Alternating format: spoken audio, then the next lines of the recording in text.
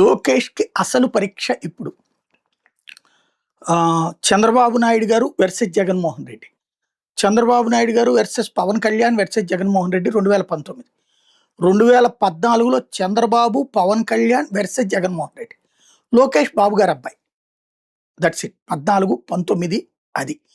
19లో Babu versus Jagan versus Pawan. 24 Babu plus ఇది Pawan plus Modi versus Modi versus Jagan.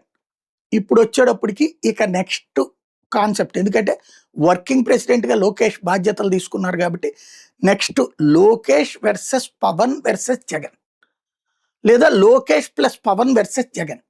ఈ Lokesh plus Pawan plus Modi కూడా ఉంటారది లెక్క. కానీ ఈ ముగ్గురి మధ్యన కంపారిజన్ వస్తుంది, పరిపాలనా కంపారిజన్ వస్తుంది, పార్టీ నిర్వహణ కంపారిజన్ వస్తుంది. ప్రతిసారి అది చూడటం బిగించేస్తారు. చంద్రబాబు గారు ప్రస్తుతానికి ఇంకా ముఖ్యమంత్రిగా ఉన్నారు కాబట్టి ప్రస్తుతానికి పార్టీ పరంగా వీళ్ళ ముగ్గురు పార్టీ నిర్వహణ తీరుని పరిశీలిస్తారు అయ్యేదాకా. ముఖ్యమంత్రిగా లోకేష్ మేబీ ఈ ఏడాది ఎండింగ్కి అవుతుంది అంటున్నారు. ఇప్పుడు జూన్కి 2 ఏళ్ళు పూర్తవుతుంది కదా ప్రభుత్వం ఏర్పడి. 2.5 ఏళ్లకి ఆయన బాధ్యత తీసుకుంటారు, 2.5 ఏళ్ళు ముఖ్యమంత్రిగా ఉంటారు. అది జరిగితే అప్పుడు పరిపాలన పరంగా జగన్ పరిపాలన, ఏది లోకేష్ పరిపాలన అన్నటువంటి కంపారిజన్ వస్తుంది. ప్రతి అడుగులో కూడా తనదంటూ ఒక బాధ్యతాయుతమైనటువంటి నాయకుడు, చంద్రబాబు గారికి మళ్ళీ మంచి నాయకుడు అనేటటువంటి ఫీలింగ్ క్రియేట్ చేసుకోవాల్సిన బాధ్యత లోకేష్కు ఉంది ఇప్పుడు.